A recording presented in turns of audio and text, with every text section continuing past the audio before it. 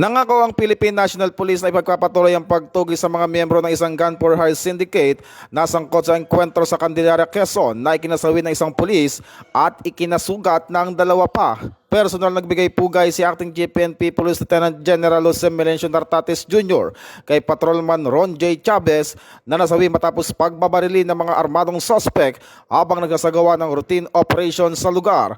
Binisita rin ni Acting Chief PNP ang dalawang sugatang pulis na sina Police Master Sergeant Sonny Caringal at Patrolman Kim Kenneth Averia na kanyang kinilala sa ipinakitang tapang at dedikasyon sa tungkulin. Ayon sa pulisya, pinaputukan umano ng mga sospek ang mga pulis gamit ang matataas na kalibre ng baril. Samantala sa isinagawang follow-up operation ng Quezon Police Provincial Office, napatay ang umano'y leader ng armadong grupo. Na-recover din ang ilang baril at isang abandonadong sasakyan na pinaniniwala ang ginamit ng mga sospek. Patuloy ang manhunt operation ng pulisya laban sa iba pang miyembro ng naturang grupo.